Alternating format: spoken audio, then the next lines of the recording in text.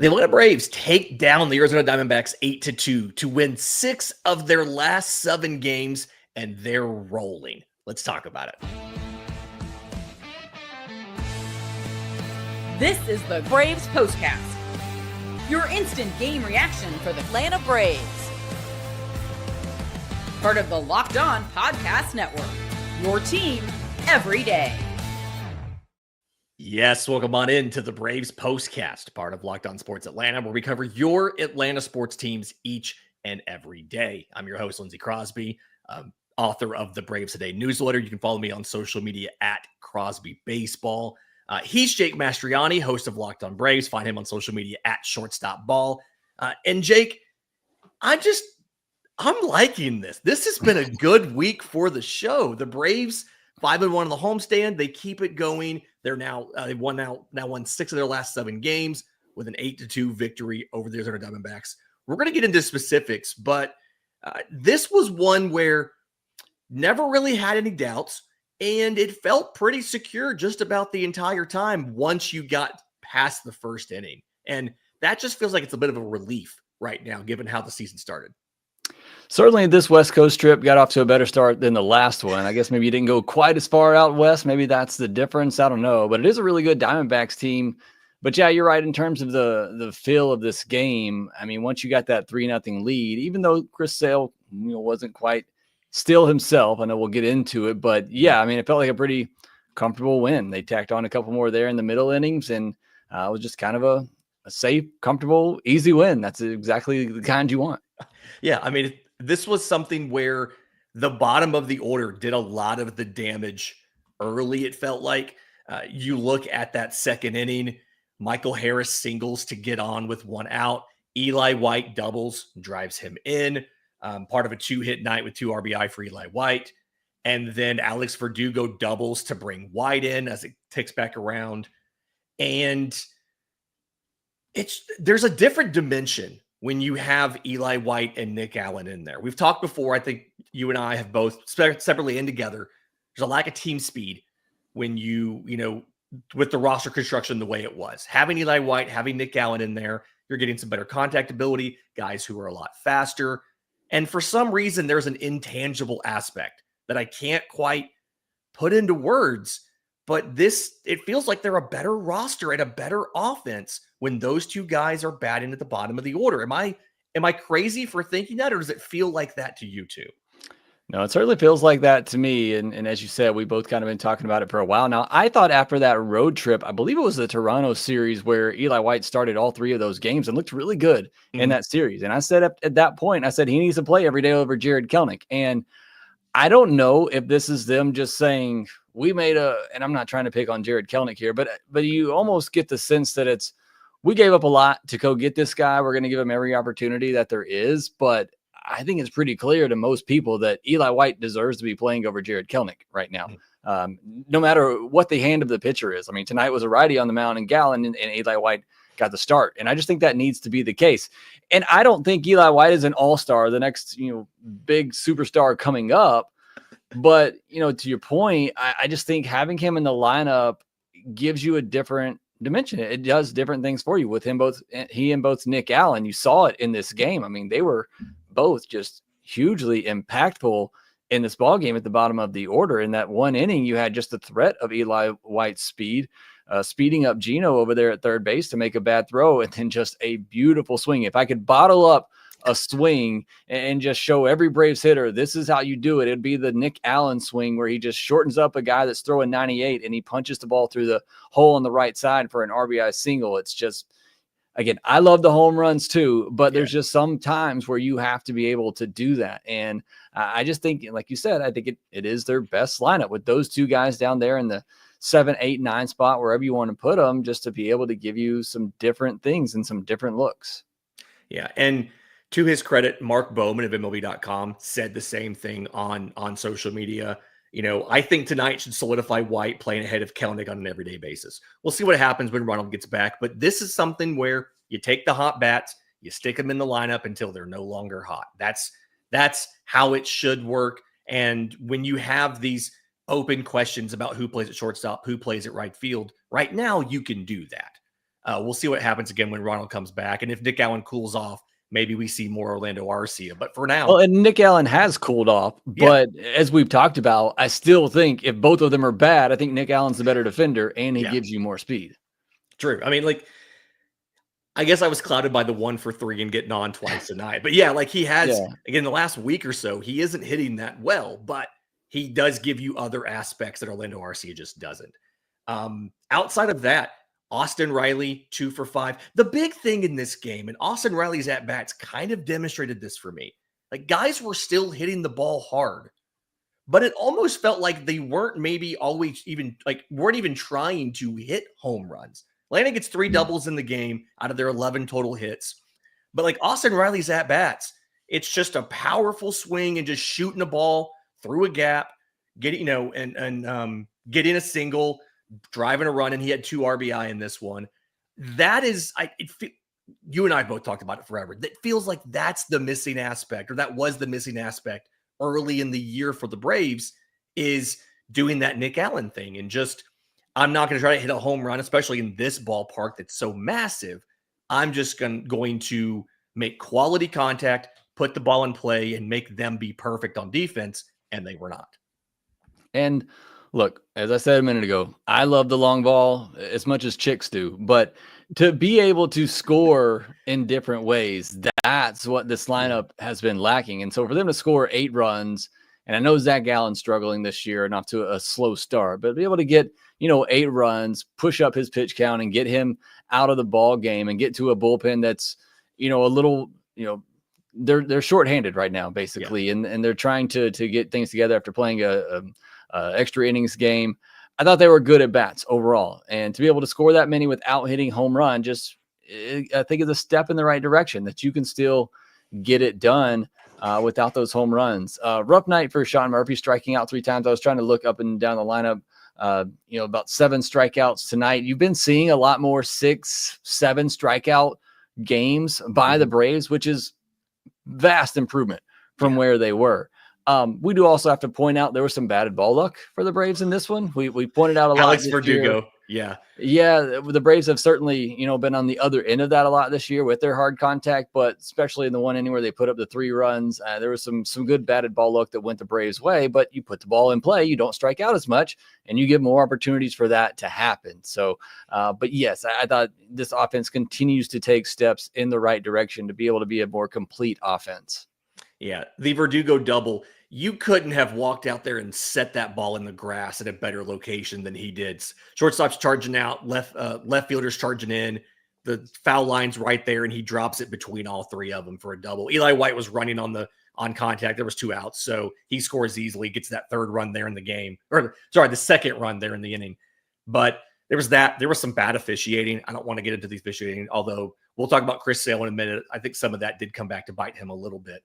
But last thing on the offense that I really have on this, 6 for 13 with runners in scoring position. And I think there's a direct correlation to the thing that you said about not always trying to hit home runs, just trying to put the ball in play. It's a direct correlation between this better performance with runners in scoring position and that approach and being willing to settle for less than a homer and it working out.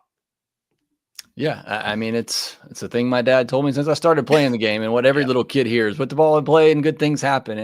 And you saw it certainly tonight. It's not always going to work out that way, but certainly the Braves got the benefit of just putting the ball in play tonight and seeing what happens. So hopefully they continue to do that and cut down on the strikeouts. I mean, that's the biggest thing for me. I look at the box score to see, were they able to keep it under 8 strikeouts? That's kind of that marker for me with this Braves team. And if they do that, they generally have a good bit of success.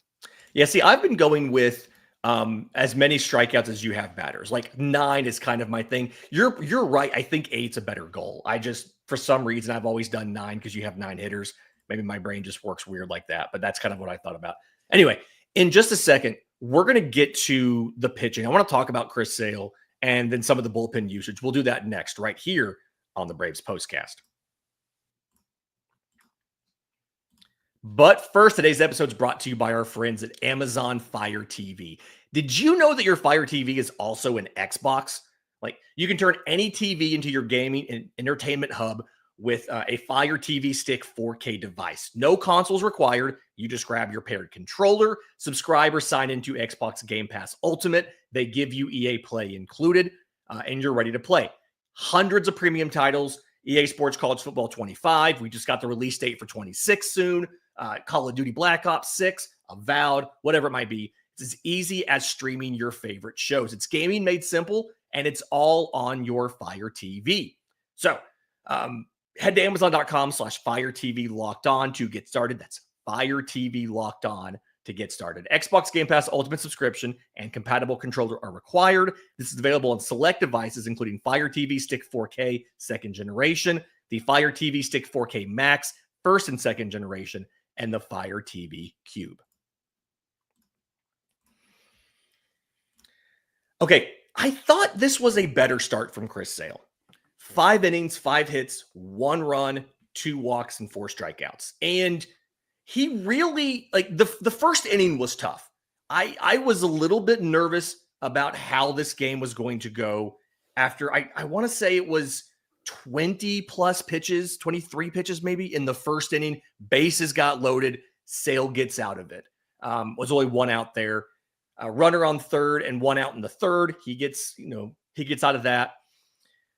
Ultimately, a good outing from a results perspective, but the fastball doesn't seem like it's the same pitch this year. He had, I think it was 11 whiffs, 10 were on the slider, only 1 on the fastball.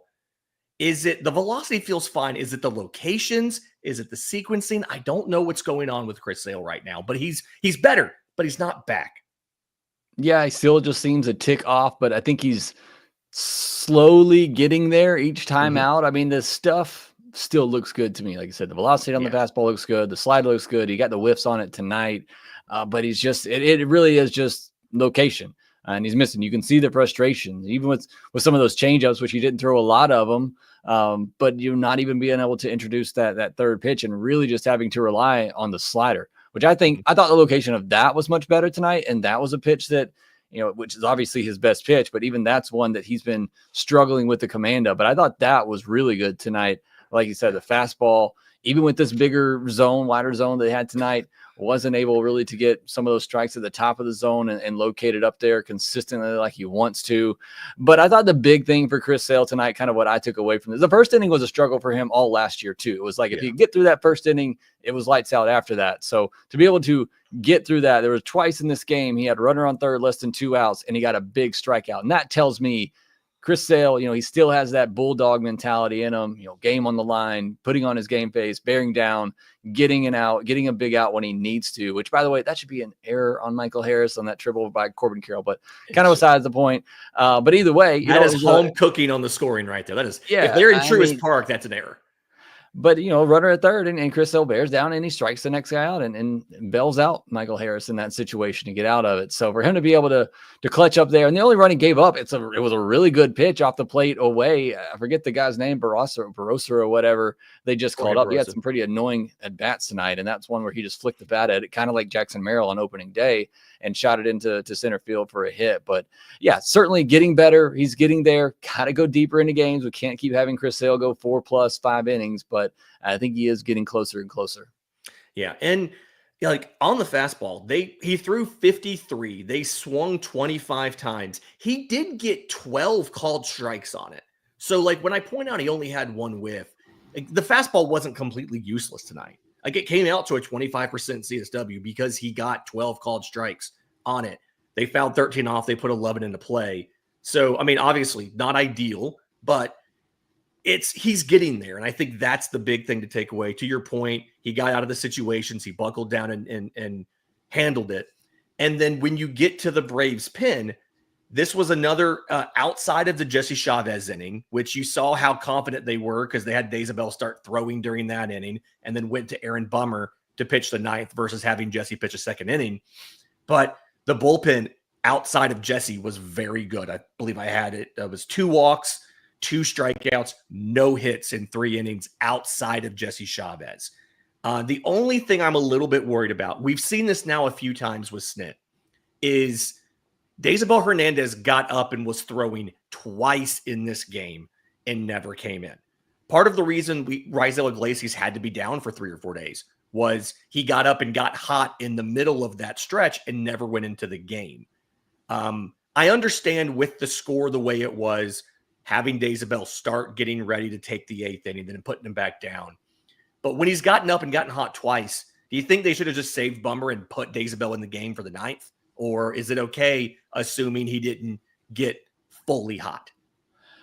It's a tough position as a manager. I think you score those 2 runs in the 6th inning, you take a 5-run lead. You got to trust your 6th, 7th, and 8th guys in the bullpen to give you an inning. I think, if Daysabel is your number one setup guy, which I think he is certainly earning that role, I think you have to trust some other guys to give you those innings. And unfortunate too for Jesse, because I think they wanted him to finish it off, but he did not look very good in his 1 inning. So you had to go to Bummer there and use another pitcher, which is unfortunate. Dylan Lee looked great because that Corbin Carroll ball was foul. I don't know how you called that fair. It was pretty clearly foul, but anyway, I'm glad they overturned that.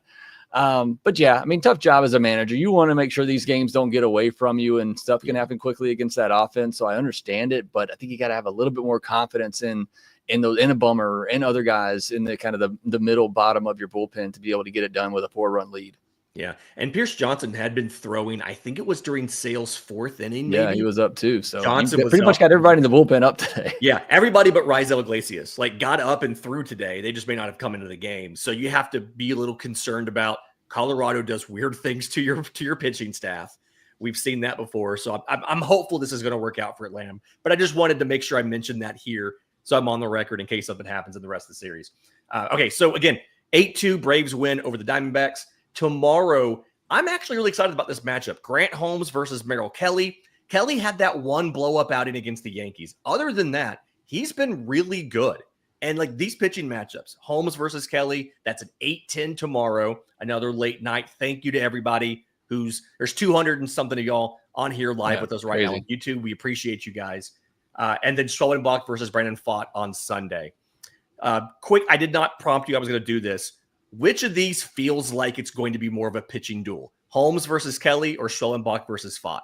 I think the easy answer is Sunday. Pfaadt's the best starter right now for the Diamondbacks. Schellenbach's been the best starter for the Braves. But the way the series lined up, you had 2 guys that have been really good that are struggling early on, and Sale and Gallen. You got 2 guys that are kind of middle of the pack, not overpowering pitchers, in Holmes and Kelly. And then you got 2 of the probably the best pitchers on each team, at least the way they're throwing it right now, and Schellenbach and Pfaadt. So kind of an interesting matchup, but hopefully Grant Holmes can get the best of them. But I'm interested to see this offense. Can they back it up after this type of performance against a guy in Merrill Kelly that's going to pitch? He's just a really good pitcher. He's going to mix it up, 6 different pitches. How does the Braves offense adjust to that? Can they keep it going? Yeah, and a guy who can go deep into games too. So, somebody that they've been trying to get to the pen. They only got the Diamondbacks to use 2 relievers today because one dude took 3 innings. So you didn't really accomplish your goal of getting into that bullpen and wearing that bullpen down even more than they already are. This has been the Braves Postcast. Again, 8-2 victory for the Atlanta Braves over the Arizona Diamondbacks. We are back tomorrow. Do us a favor. If you're listening on audio, leave a 5-star review, Apple, Spotify, whatever Google uses nowadays. If you're on YouTube, subscribe to both Locked On Braves and Locked On Sports Atlanta. Hit the notification bell so you know when we go live to talk about the next Atlanta Braves victory. Until next time, this has been the Braves Postcast.